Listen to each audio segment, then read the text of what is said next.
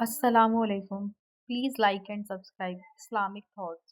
اللہ تعالیٰ نے قرآن مجید میں ارشاد فرمایا کہ الأخلاء یومئذ بعضهم لبعض عدو الا المتقین، فرمایا بڑے گہرے دوست بھی قیامت والے دن دشمن بن جائیں گے سوائے ان کے جو پرہیزگار ہوں گے۔ پرہیزگار لوگوں کی دوستیاں قیامت والے دن بھی قائم رہیں گی، باقی جو گہرے ترین دوست ہوں گے وہ قیامت والے دن دشمن بن جائیں گے۔ الا المتقین، سوائے پرہیزگاروں کے۔ دنیا میں آپ کو کوئی شخص ایسا نہیں ملے گا جس کا کوئی دوست نہ ہو، اور وہ لوگ بھی بڑی کثرت سے ملیں گے جو دوستوں کا شکوہ بہت کرتے ہیں۔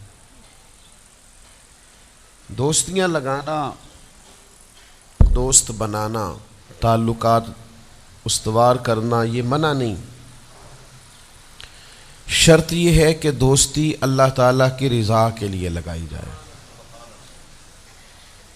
ہمارے ہاں جتنی تیزی کے ساتھ دوستیاں لگتی ہیں اس سے زیادہ تیزی کے ساتھ دوستیاں ٹوٹ جاتی ہیں۔ اس کی سب سے بنیادی اور اہم وجہ یہ ہوتی ہے کہ ہمارے ہاں دوستیوں کا جو معیار ہوتا ہے وہ دنیاوی لالچ ہوتا ہے۔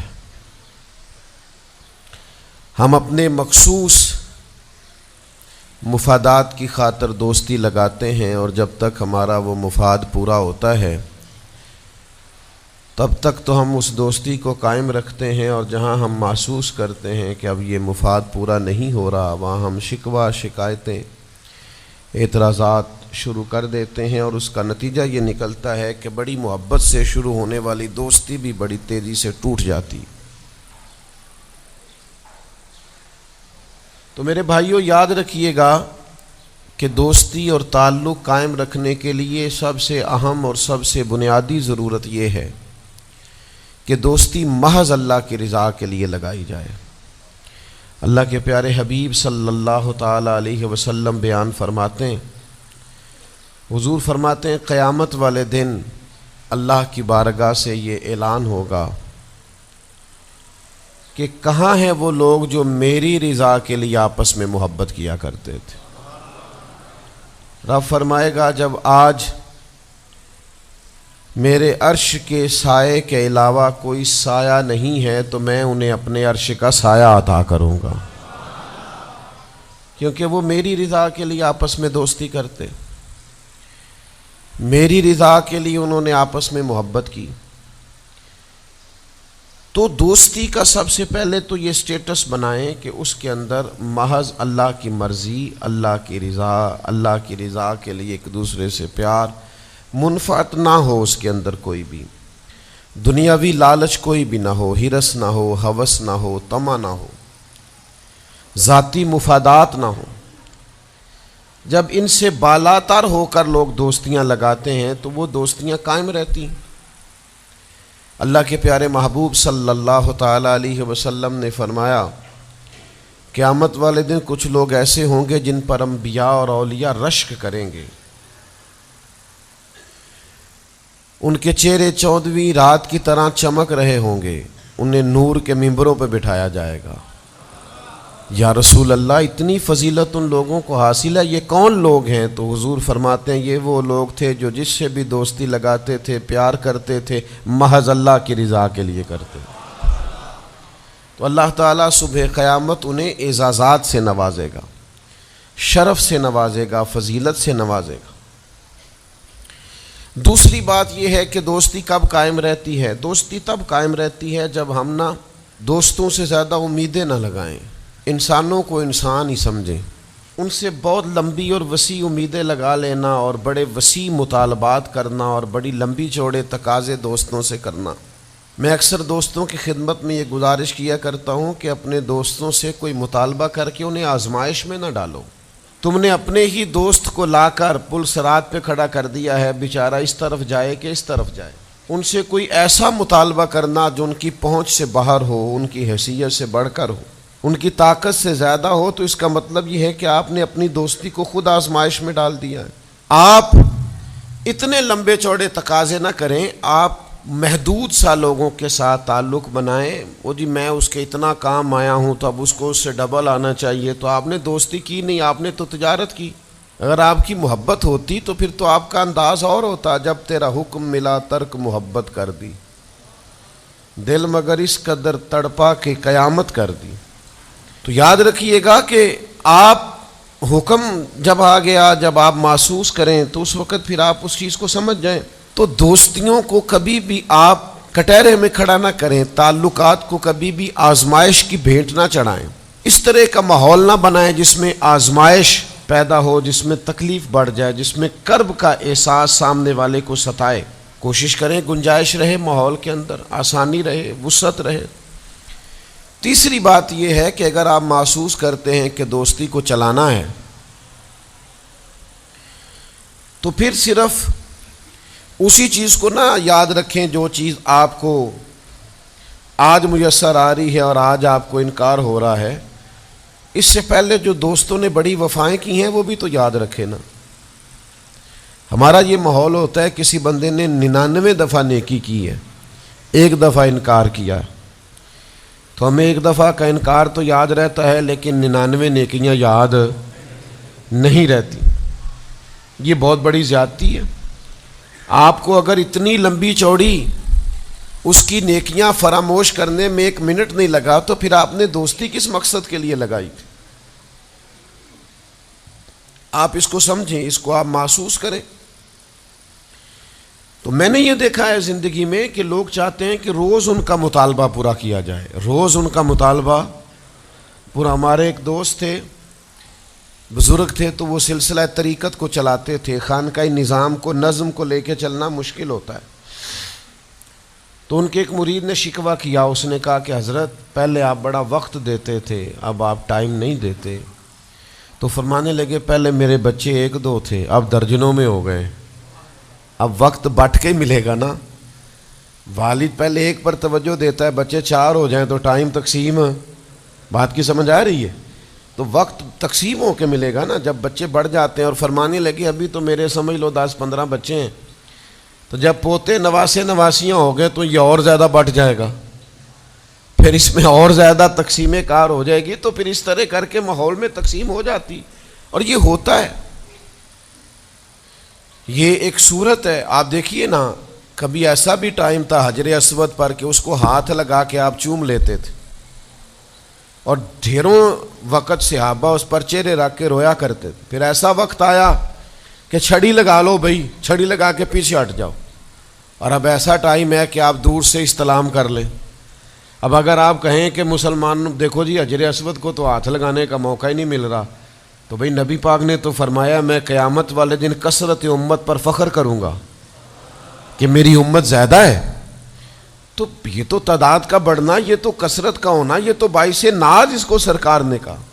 اب آپ دائروں میں محدود کرنا چاہتے ہیں، آپ اس طرح کا ماحول بنانا چاہتے ہیں کہ کوئی شخص مقید ہو جائے، وہ اس دائرے سے باہر نہ نکلے، تو یہ تو بات درست نہیں ہے۔ تو کوشش کرنے کا مقام یہ ہے کہ آپ دوسروں کے لیے بھی گنجائش پیدا کریں، دوسروں کے لیے بھی آسانی کرنے کی کوشش کریں، پھر تعلق برقرار۔ اور پھر آپ پچھلی نیکیاں بھی تھوڑی یاد رکھیں کہ اس سے پہلے اس نے بڑی نیکی کی، بڑی محبت کی، تو پچھلی نیکیاں بھی دوستوں کی یاد رکھیں۔ صحیح بخاری سے ایک حوالہ عرض کرتا ہوں، نبی پاک صلی اللہ تعالیٰ علیہ وسلم کا نا ایک راز لیک ہو گیا۔ حضور مکہ مکرمہ پر حملہ کرنا چاہتے تھے، تو ایک خط لکھ کے دیا گیا ایک عورت کو کہ جا کے پہلے سے آگاہ کر دو مکے والوں کو کہ تم پر حملہ ہونے والا ہے۔ اس عورت نے وہ خط اپنے بالوں میں چھپایا اور وہ نکل گئی۔ اللہ تعالیٰ نے محبوب پاک کو اطلاع دی، حضور علیہ الصلاۃ والسلام نے حضرت مولا علی کو 2 صحابہ کے ساتھ بھیجا، فرمایا مقام خاک پر تمہیں ایک بی بی ملے گی، اس کے پاس سے خط ہے جو کفار کی طرف جا رہا ہے، اسے گرفتار کرو، وہ خط لے لو اور واپس آ جاؤ۔ حضرت مولا علی شیر خدا رضی اللہ تعالیٰ عنہ وہاں پہنچ گئے، اس خاتون کو گرفتار کر لیا، اس کو کہا وہ خط دے، وہ کہنے لگی میرے پاس تو نہیں ہے، کوئی خط نہیں۔ تو حضرت علی فرمانے لگے چونکہ میرے نبی نے کہا ہے تو خط تیرے پاس ہی ہے۔ ساڈے نبی دی زبان ساڈے واسطے قرآن، وہ زبان جس کو سب کن کی کنجی کہیں، اس کی نافذ حکومت پہ لاکھوں۔ خط تیرے پاس ہے، آپ نے تلوار نکال لی، فرمایا نکالتی ہے کہ نہیں؟ اس نے بال کھولے، خط نکال دیا۔ وہ خط جب کھولا تو خط لکھا تھا حضرت حاتم بن ابی بلتع رضی اللہ تعالیٰ عنہ، بدری صحابی ہیں۔ وہ خط لے کے آ گئے، نبی پاک کی بارگاہ میں پیش کیا۔ حضور نے خط کھولا، حضرت عمر کہنے لگے مجھے اجازت دے میں اس کی گردن کاٹوں، اس نے ہمارا راز فاش کیا ہے۔ کتنی بڑی بات ہے۔ قرآن مجید کی سورہ ممتحنہ اس وقت نازل ہوئی تھی جب یہ واقعہ ہوا تھا۔ اللہ کے حبیب علیہ السلام نے فرمایا عمر ٹھہر جا، اتنی جلدی نہ کر، اس بندے کی وفات تو دیکھ، یہ بدر میں بھی تلوار لے کے ہمارے ساتھ گیا تھا، بدری صحابی ہے، اس کی وہ بات یاد رکھ کہ بدر کے مقام پر جب کہ بڑا مشکل تھا کافروں کے سامنے کھڑا ہونا، ان کی 1000 تعداد تھی اور مسلمان بڑی عددی طور پر اس کثرت کا شکار نہیں تھے، صرف 313 تھے۔ اس موقع پر ان کے ساتھ کھڑا ہونا کوئی آسان نہیں تھا، لیکن یہ پھر بھی ہمارے ساتھ گئے تھے۔ تو حضرت عمر رضی اللہ تعالیٰ عنہ جب چپ کر گئے تو اللہ نے قرآن نازل کیا، کہا اے ایمان والو یہودیوں اور عیسائیوں کو اپنا دوست نہ بتاؤ۔ تو حضور فرمانے لگے دیکھ لو عمر، اللہ نے اسے مومن کہہ کے پکارا ہے، اللہ نے بھی اسے۔ اب نبی کریم نے فرمایا بتاؤ یہ تم نے کیا کیا؟ تو عرض کی یا رسول اللہ صلی اللہ علیہ وسلم آپ میرا ظاہر باطن جانتے ہیں، جتنے بھی یہاں سے لوگ ہجرت کر کے مکے سے آئے ہیں نا، ان کا کوئی نہ کوئی رشتہ دار مکے میں ہے جو ان کے رشتہ داروں کا، بال بچوں کا، گھر والوں کا دھیان رکھتا، میرا وہاں کوئی بھی نہیں۔ اور مجھے پتا تھا آپ نے حملے کا ارادہ کر لیا ہے تو انشاءاللہ کامیابی اللہ نے مسلمانوں کو ہی دینی ہے، وہ کر کچھ نہیں سکتے۔ میں ان پر ایک احسان کرنا چاہتا تھا تاکہ وہ میرے بچوں کا اور میرے پیچھے گھر والوں کا تھوڑا خیال رکھیں، اتنی سی میری خواہش تھی۔ میرے نبی کریم نے ان کا عذر قبول کر لیا، فرمایا ٹھیک ہے آپ جو کہہ رہے ہیں بات ایسے ہی ہے، آپ کو اسلام کو نقصان نہیں پہنچانا چاہتے، آپ یہ چاہتے تھے کہ کوئی ایک نیکی ان پہ کر دی جائے تاکہ وہ آپ کے۔ تو اتنی بڑی بظاہر بات تھی لیکن حضور نے قبول کر لی۔ معنی کیا ہے کہ دوستوں کی پچھلی نیکیاں بھی یاد رکھنی چاہیے، ان کی پچھلی بھی خوبیوں اور پچھلے بھی معاملات کو تھوڑا یاد رکھنا چاہیے۔ ہم کیا کرتے ہیں؟ ہم کہتے ہیں جی اب وہ یہ نہیں کر رہا، بھئی تب کر رہا تھا نا، تو تب کی یاد کر لو، تب کی یاد رکھ لو، اس وقت کی آپ خیال کر لیں۔ ہم کیا کرتے ہیں؟ ہم 99 دفعہ کسی نے نیکی کی ہے تو ہم کہتے ہیں 100/100 چاہیے، آج بھی یہ کرے گا تو پھر تو قابل قبول ہے۔ تو اس سے کیا ہوتا ہے؟ اس سے تکلف پیدا ہوتا ہے، ایک آدمی روز کیسے نیکی کر سکتا ہے؟ چوتھی بات یہ ہے اگر ہم چاہتے ہیں دوستیاں نبھیں تو اسلام کا ایک حسن ہے کہ اسلام دین اعتدال ہے۔ اسلام کہتا ہے چلو ہی ذرا معتدل ہو کے، پہلے ہی ذرا تھوڑا سا احتیاط سے چلو۔ ہم جب کسی بندے کے اوپر فدا ہوتے ہیں تو پھر پورے ہی فدا ہوتے ہیں، پھر تو جناب یہ بھی تیرا ہے، یہ بھی تیرا ہے، یہ بھی تیرا ہے۔ اور جب بعد میں لڑائی ہوتی ہے تو چائے کی پیالیوں کا بھی حساب کرتے ہیں کہ وہ جو وہاں جاتے ہوئے چائے پی تھی نا اس کے پیسے بھی میں نے دیے تھے، لہذا وہ بھی میرے بنتے ہیں واپس کر۔ کورے ورک کتاب نہیں ہوندے، پتھر دل گلاب نہیں ہوندے، اور سجنا پہلوں ہی سوچ کے لائیں پھر یاراں نال حساب نہیں ہوندے۔ آپ سوچ سمجھ کے دوستی لگائیں، تعلقات کو سوچ سمجھ کے لے کے آگے چلیں۔ نبی پاک صلی اللہ علیہ وسلم نے فرمایا وقفے سے ملا کرو محبت بڑھتی ہے، تھوڑا نا وقفے سے ملا کرو، اس سے محبت بڑھے گی۔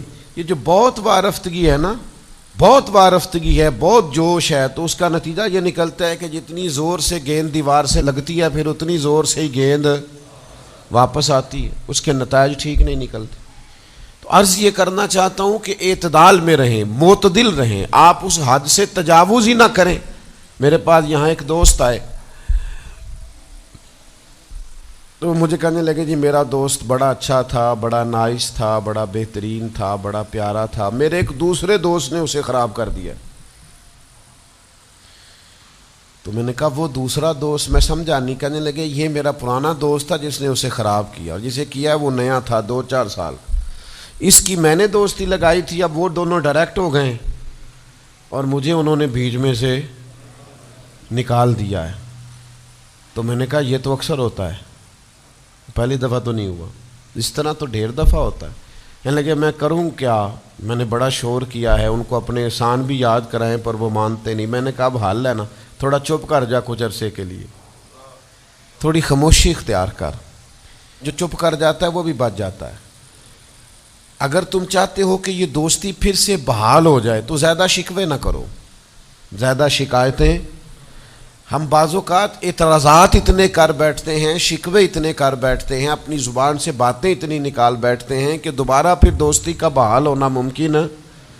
ایک حدیث یاد رکھیں گے اگر سناؤں آپ کو تو.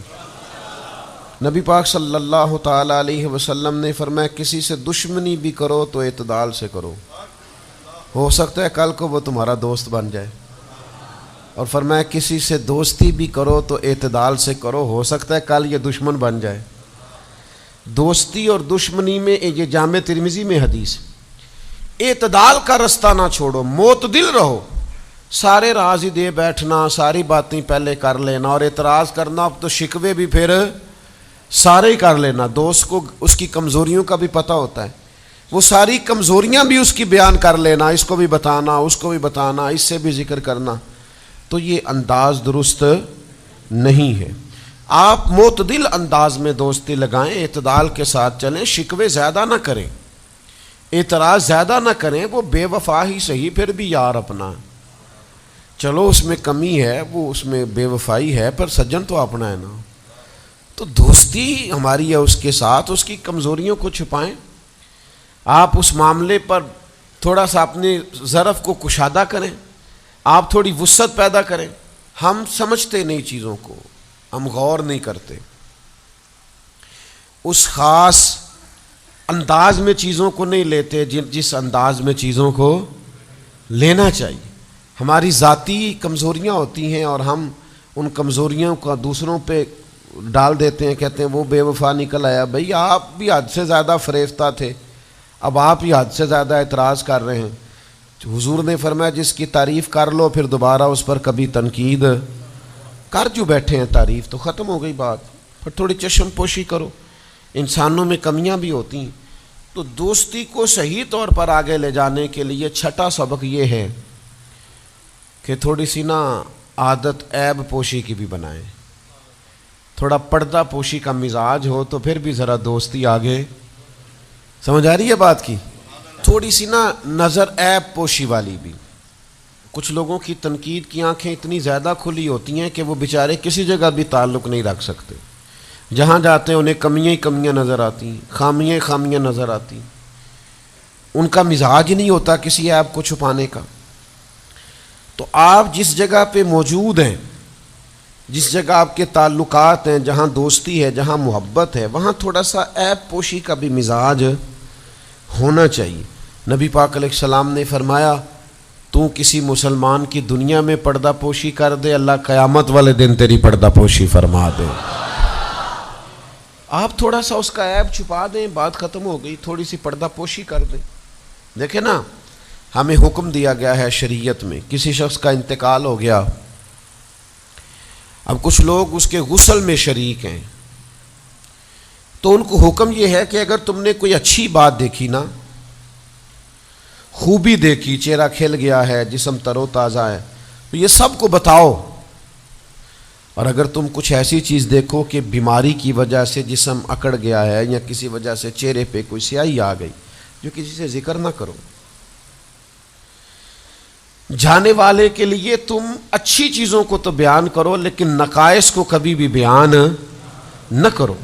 اور نبی پاک علیہ السلام نے فرمایا اذکروا محاسن موتاکم, جب تم میں سے کوئی دنیا سے چلا جائے تو اس کی اچھی اچھی باتوں کا بیان کرو, اس کی اچھی اچھی باتوں کا ذکر کرو, اس کی خیر والی باتیں ڈھونڈ کے لوگوں کو سناؤ. یہ خوبی پائی جاتی تھی, یہ خوبی پائی جاتی تھی, یہ خوبی پائی جاتی. میں تھوڑے دنوں کی بات ہے, ایک جگہ پہ میں حاضر تھا, تو ایک صاحب وہاں اپنے ہی دوستوں کے کسی جھوٹ کا ذکر کر رہے تھے اور وہ کہتے ہی جا رہے تھے بڑا غلط ہے، بڑے جھوٹ بولتا ہے، بڑے جھوٹ بولتا ہے، بڑے جھوٹ بولتا ہے۔ تو ایک آدھ دفعہ میں نے ان سے کہا کہ چلیں چھوڑیں، کوئی اور موضوع بھی ڈسکس کریں۔ پھر انہوں نے کہا جی وہ بے وفا بھی بڑا ہے، مطلب پرست بھی بڑا ہے۔ پھر میں نے کہا چلیں کوئی اور موضوع بھی چھیڑیں۔ انہوں نے کہا نہیں جی وہ بندہ ہی بڑا غلط ہے۔ میں نے ان سے کہا ایک بات کروں؟ کہنے لگے کر لے۔ میں نے کہا آپ کو اس سے پیار بڑا ہے؟ کہنے لگے وہ کیسے؟ میں نے کہا آپ اس کا موضوع چھوڑنے کو تیار ہی نہیں۔ یہ جو آپ شکوہ کر رہے ہیں نا، اس کو نچوڑے نہ تو اس کے اندر سے محبت چھلکتی ہے۔ آپ اس کا موضوع چھوڑنے کو تیار، یہ جو ہر بات پہ اب کبھی آپ کہتے ہیں جھوٹا بڑا ہے، کبھی کہتے ہیں بدعہد بڑا ہے، کبھی آپ کہتے ہیں وہ مطلب پرست بڑا ہے، تو 3-4 دفعہ آپ سے کہا ہے موضوع بدل دیں تو نہیں نہ بدل رہے۔ اس کا مطلب یہ ہے کہ آپ کو اس شخص سے محبت۔ تو یہ جو آپ شکوے کر رہے ہیں نا بار بار، اسے بھی نچوڑیں تو اس کے اندر سے محبت چھلک رہی ہے۔ وہ جو باپ بار بار کہتا ہے نا فلانا منڈا میرا بڑا نافرمان ہے، تو اصل میں والد کو پیار ہوتا ہے۔ وہ بار بار جو اس کا ذکر کرتا ہے، بار بار لوگوں کے سامنے، اچھا بچہ کہہ رہا ہوتا ہے مجھے بدنام کر رہے ہیں، یہ دیکھیں جی بار بار ہر جگہ سے یہ میری شکایتیں کرتے ہیں۔ تو اصل بات کیا ہوتی ہے؟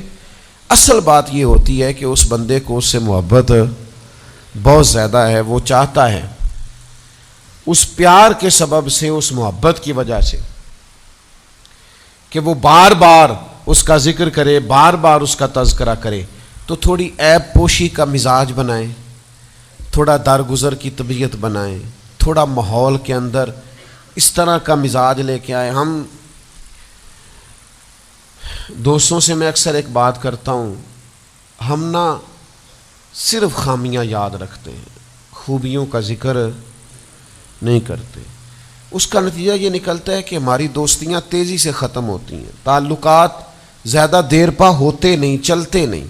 ہمیں کرنا یہ ہے کہ ہمیں اللہ کی رضا کے لیے دوستی کرنی، اللہ کی رضا کے لیے لوگوں سے پیار کرنا، اللہ کی رضا کے لیے اللہ کے بندوں کی باتیں سننی، اللہ کی مخلوق سمجھ کے لوگوں کی خوبیاں دیکھنی، اللہ کے بندے سمجھ کے ان کے اندر پائی جانے والی باتوں کو ہم نے اخذ کرنا۔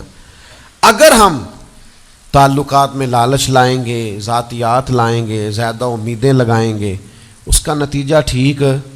ایک بزرگ غریب تھے پھر امیر ہو گئے، تو کسی نے ان کو مبارک دی کہ بڑی بات ہے آپ کو اللہ نے بڑے پیسے دیے ہیں، تو فرمانے لگے یار پہلے جو یار تھا وہ میرا دوست تھا، اب تو ڈھیر سارے لوگ میری جیب کے دوست ہیں، اب تو جیب کا رشتہ ہو گیا ہے لوگوں کا، ڈھیر سارے لوگوں کا۔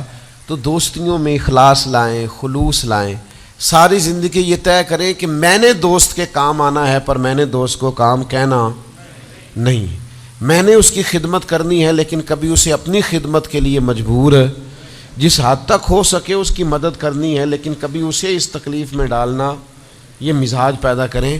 آپ کو اس دوستی میں روحانیت محسوس ہوگی، اس تعلق کے اندر آپ کو ٹھنڈک محسوس ہوگی، لیکن جب شائبہ ایک نقطے کا بھی ذاتی لالچ کا آ جائے گا نا، پھر اس میں ٹھنڈک نہیں رہے گی، اس میں وہ خوبی نہیں رہے گی جو کہ ہونی چاہیے۔ اللہ تعالی ہمیں سمجھنے کی توفیق دے۔